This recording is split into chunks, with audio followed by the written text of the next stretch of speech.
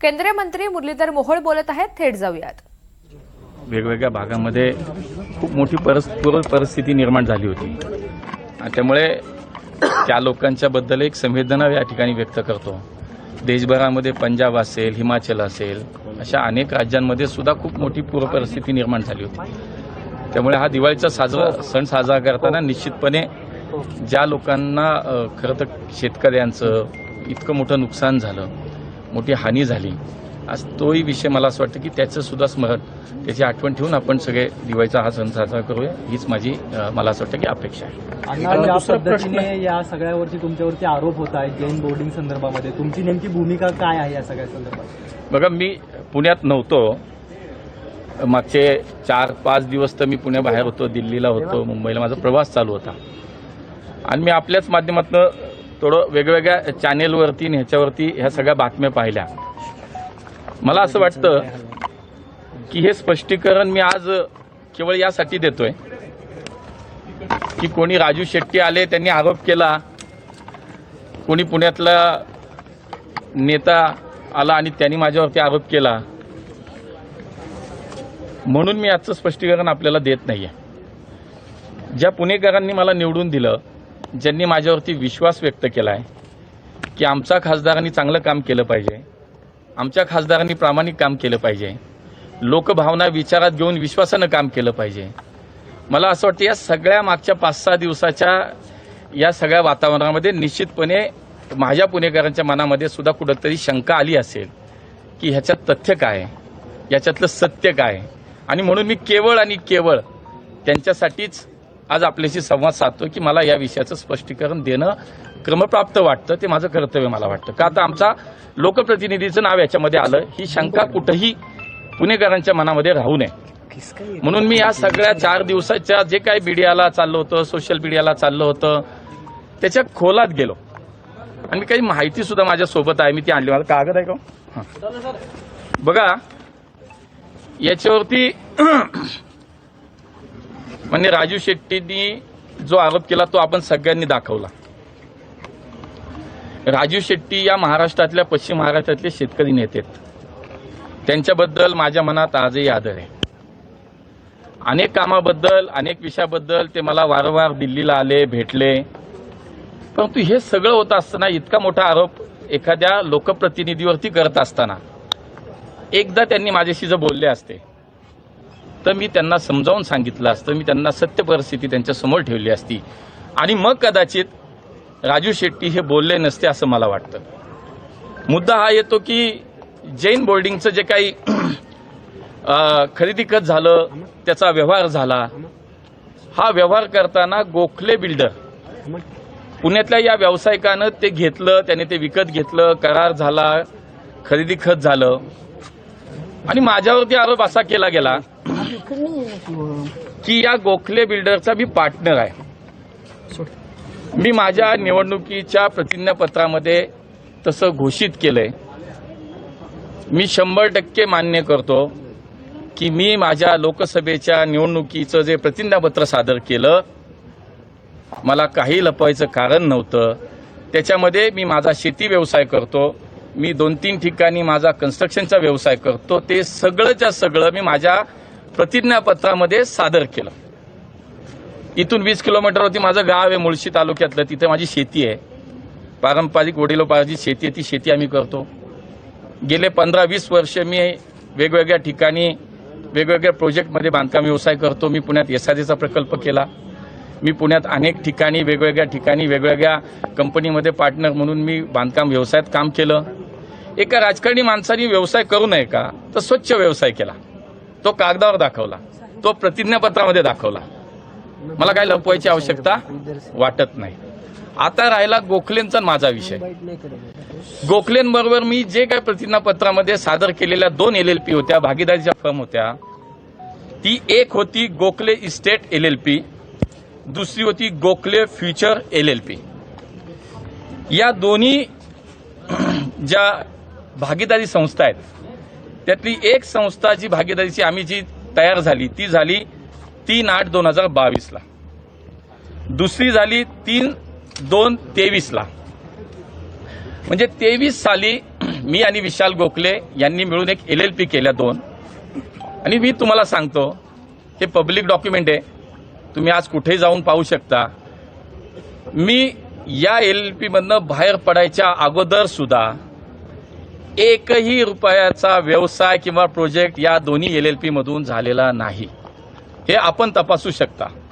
कुठलंही ट्रान्झॅक्शन झालेलं नाही, कुठला व्यवहार झालेला नाही, कुठलाही प्रोजेक्ट झाला नाही. एक. दुसरं, आता जैन बोर्डिंगचा विषय आला. मी पार्टनरशिपमध्ये असताना एकही व्यवहार झाला नाही, हे तुम्हाला क्लिअर कुठेही पब्लिक डॉक्युमेंट आहे, तुम्ही पाहू शकता. तुम्ही याचं मिनिस्ट्री ऑफ कॉर्पोरेट अफेअर्सच्या साईटवर जा, तिथे तुम्हाला पाहायला मिळेल. दुसरा विषय आला की या व्यवहारात गोखले पार्टनर आहेत आणि मग मुरलीधर मोहोळांची पार्टनरशिप आहे. मी आपल्याला सांगतो, या दोन्ही LLPच्या राजीनामा देऊन मी 25 नोव्हेंबर 2024ला, मी कागदही दाखवतो आपल्याला, 25 नोव्हेंबर 2024ला, आणि दुसरं जे आहे दोन्ही 25 नोव्हेंबर 2024ला मी ह्या दोन्ही LLP मधनं बाहेर पडलो. त्याचं हे ऑफिशियल डॉक्युमेंट मी आपल्याला दाखवतो.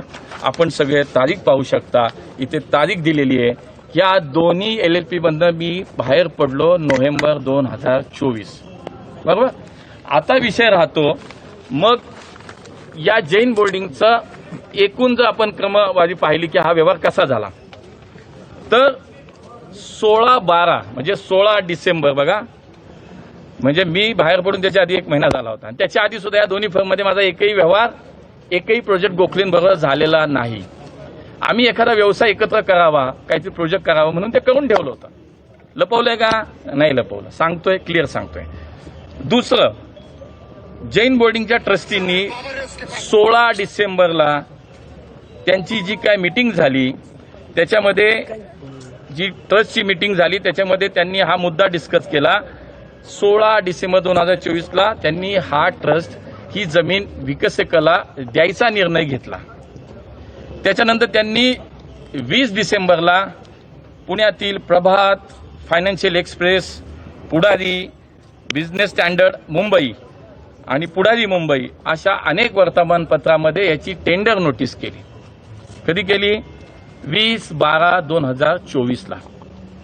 आणि त्याच्यानंतर ही सगळी प्रक्रिया होत असताना अंतिम ज्या वेळेला गोखलेंनी या ट्रस्ट बरोबर जे सेलडीड झालं, जे विकत घेतलं गेलं जमीन, ती घेतली 8/10/2025ला. आता मला सांगा, 8/10/2025ला जो व्यवहार झाला आणि मी बाहेर पडलो 25/11/2024ला, म्हणजे 11 महिन्यापूर्वी, ज्यावेळेला हे डॉक्युमेंट होतं त्याच्या आधी 11 महिन्यापूर्वी, म्हणजे ट्रस्टनी निर्णय घेतला विकायचा त्याच्याही अगोदर जर मी त्या फर्ममधनं बाहेर पडलो आणि ती फर्म अशी आहे की त्याच्यामध्ये एकही रुपयाचा व्यवहार झाला नाही, तर मग मुरलीधर मोहोळचा या विषयाशी संबंध कुठे आला? मी तुम्हाला सांगतो, पुण्यातल्या माझ्या जैन बांधवांचा माझा विश्वास आहे. तुम्ही हे सगळं बघा, पुण्यातल्या एकाही जैन बांधवांनी आरोप केलेला नाही. मी त्यांच्यासोबत, ते माझ्यासोबत आहेत. आजही माझी त्यांच्याशी चर्चा चालू आहे. मी एक लोकप्रतिनिधी म्हणून जैन धर्मियांच्या, आमच्या सगळ्या बांधवांच्या भावना ह्या लक्षात घेऊन उलट मला मदत काय करता येईल हा मी विचार करतोय. राजू शेट्टी आले, माहिती घेतली नाही, बेछूट आरोप करत सुटले. त्यांनी केले की लगेच आमच्या पुण्यातले स्वयंघोषित बिळात बसलेले उंदीर बाहेर आले, नेते म्हणून बाहेर आले आणि बोलायला लागले. बोलू द्या, मला फरक पडत नाही. आणि बातम्या पण लागल्या. मला खरं तर खूप वाईट याचं वाटतं. आपण सगळे खूप मित्र आहोत. आमच्या प्रसारमाध्यमांनी सुद्धा कधी कधी ह्याची काळजी घेतली पाहिजे की एखाद्या विषयाची सत्यता तपासली पाहिजे. बातम्या काय लागल्या? मुरलीधर मोहोळ 3,000 कोटीची जमीन 350 का 300 कोटी, 300 कोटीत घेतली, हडप मोळ अडचणीत, हडप मोळ गोत्यात. मला असं वाटतं की शेवटी इथपर्यंत प्रवास करत असताना 30-32 वर्ष सामाजिक सार्वजनिक जीवनात आम्ही काम केलंय. मी वाईट याचं वाटतं की अशा एखाद्या चुकीच्या विषयानं एखाद्या राजकीय कार्यकर्त्याचं मनोबल खच्ची होतं, एखाद्याचं करिअर उद्ध्वस्त होऊ शकतं. पण मी समजून घेतलं की जी समोर तुमच्या परिस्थिती आली ते तुम्ही मांडली. माझं काम होतं की त्याचं स्पष्टीकरण देणं.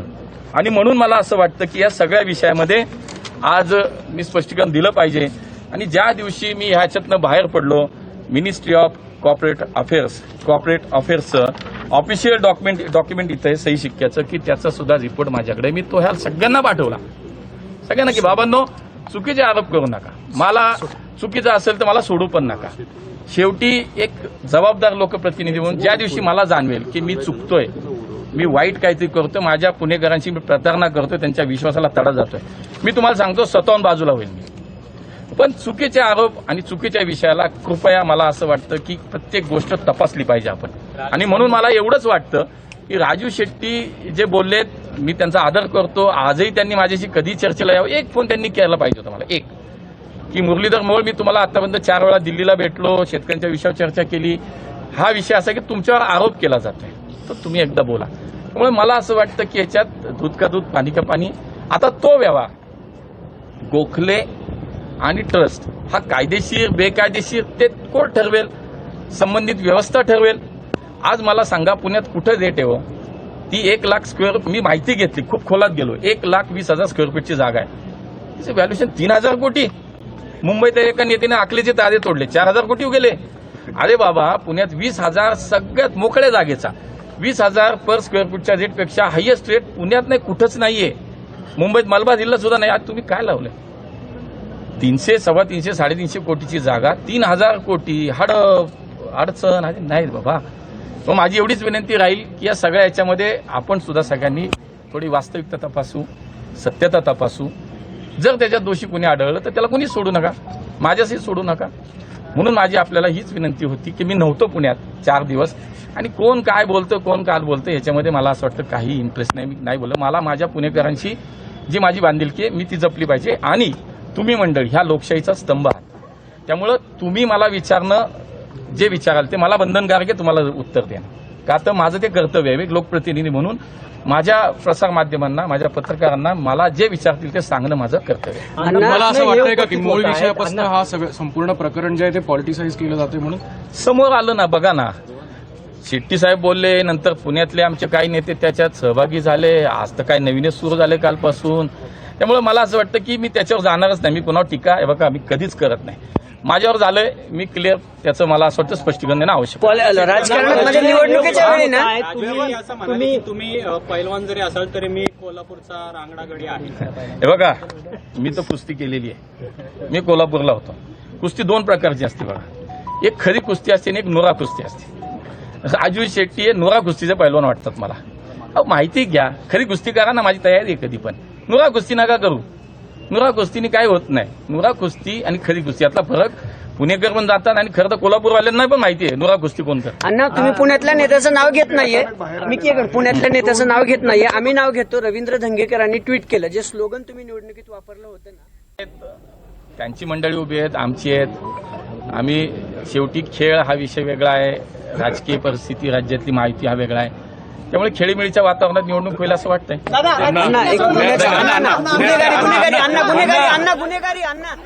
गुन्हेगारी अनेक दिवसांपासून या प्रश्न जो आहे सातत्याने त्याच्यावर बोलतो. जमिनीच्या ठिकाणी गेलेलो होता. हे बघा, महावीर, मी दाखवतो की माझ्या सोशल मीडियाला पण बघतो, बघा ना तुम्ही.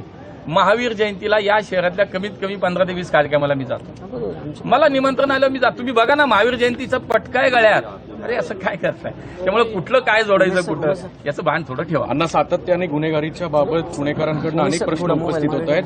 एक लोकसभेचा खासदार, राज्यसभेचा खासदार आणि एक कॅबिनेट मिनिस्टर असलेल्याच मतदारसंघात हे सगळे प्रश्न उद्भवत असताना तिथले लोकप्रतिनिधी बघा, मागच्या वेळेला सुद्धा पुण्यामध्ये एक मोठी मॅरेथॉन होती, आंतरराष्ट्रीय स्तराची मॅरेथॉन होती. 25,000 धावपटू विदेशातून देशातून तिथे येत आहेत, आणि तिची प्रेस होती आपली. ती प्रेस संपल्यानंतर मी सगळ्यांना आपल्याला हेही म्हणालो की बाबा हे झाल्यानंतर आपण थोडेसे त्याच्यावर बोलू. पण मला असं वाटतं की त्यावेळेस सुद्धा विपर्यास झाला. मूळ बोलले नाही, मूळ निघून गेले. आणि त्याच्या पुढं ज्या विषयासाठी मी प्रेस घेतली होती त्याच्या बातम्या आल्याच नाहीत, आणि बातमी आली कुठली, मी निघून गेलो. हे बघा, माझी जबाबदारी आहे, मी पुण्याचा खासदार आहे. मी या पुण्यात आज माझा लहानाचा मोठा झालोय. मला माझ्या पुण्याबद्दल अभिमान आहे. माझ्या पुण्याबद्दलचं माझं जे दायित्व आहे, जी जबाबदारी आहे ती मी कधीच झटकू शकत नाही. आणि त्यामुळे या पुण्यातला कुठलाही गुन्हेगार असो त्याला माननीय मुख्यमंत्र्यांनी सुद्धा सांगितलं, सगळ्या मुश्किल प्रत्येकाच्या आवडल्या जाते. आता नुसतं कोथरूड नाही, मी पुण्याचा आहे. कोथरूडमध्ये पण नाही झालं पाहिजे आणि पुण्यात पण नाही झालं पाहिजे. तुम्ही पोलीस कमिशनरना एकदा कधीतरी विचारा की पुण्याचा खासदार तुमच्या संपर्कात या विषयात आहे, सातत्यानं संपर्कात आहे, प्रत्येक गोष्टीवर लक्ष ठेवून आहे आणि प्रत्येक गोष्टीच्या सूचना देतोय. त्या तर शेवटी माझं पुणे, आज पुण्याचं नाव जगभरात मोठं आहे हो. आणि माझी बाकी सुद्धा लोकांना विनंती राजकीय नेत्यांना, हा ठीक आहे झालंय, चुकीचं झालं, दुरुस्त करू, पण कृपा करून सातत्यानं पुण्याचं नाव बदनाम करू नका. हे सगळं सरळ करू आपण, सगळं सरळ करता येईल. पोलीस आहेत, व्यवस्था आहेत, सगळं होईल, पण आपल्या शहराचं नाव हे व्यवस्थित ठेवलं पाहिजे. चांगलं ठेवून आपल्याला याच्यावर काय काम करता येईल, सगळ्यांनी मिळून करू. पुण्यात गुन्हेगारी वाढली, पुण्यात हे वाढलं, पुण्यात ते वाढलं, तर मला असं वाटतं की काही गोष्टी स्वीकारू आपण, त्या दुरुस्त करू आपण. पण हे शहर आज एक विद्येचं माहेरघर आहे, सांस्कृतिक राजधानी आहे. या देशाला, या शहराला आज जगभरात एक मोठं वेगळं स्थान आहे, ऐतिहासिक वारसा आहे. आणि मला असं वाटतं की ह्या घटना जेव्हा घडतात तेव्हा त्या दुरुस्त कशा होतील, या होणार नाहीत याचा विचार करू. पण आपण आपल्या याच्यात अख्खं पुणे खराब झालं, पुणे बदनाम झालं, पुणे वाईट झालं, कृपया या लाईनवरती कुणीच बोलू नये अशी माझी विनंती आहे. धन्यवाद. तर धंगेकरांनी अनेकदा खालच्या पातळीवर आरोप केलेले आहेत असं म्हणत त्यांनी रवींद्र धंगेकर यांना उत्तर दिलंय. वैफल्यग्रस्त व्यक्ती आहे धंगेकर असंही त्यांनी म्हटलंय आणि धंगेकरांना सर्वांनी नाकारले अशी टीका सुद्धा मोहोळ यांनी केली आहे.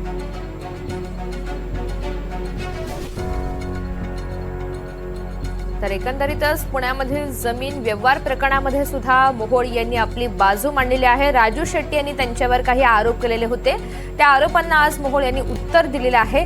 हे आरोप नेमके कसे खोटे आहेत असंही त्यांनी सांगितलं. LLP संस्थेमधून मी राजीनामा दिलेला आहे, माझ्यावर चुकीचे आरोप करू नयेत असंही विधान आज मोहोळ यांनी केले. शेट्टींच्या आरोपांमुळे पुण्यातील उंदीर बाहेर आलेत असं म्हणत त्यांनी विरोधकांना सुद्धा हा टोला लगावलाय.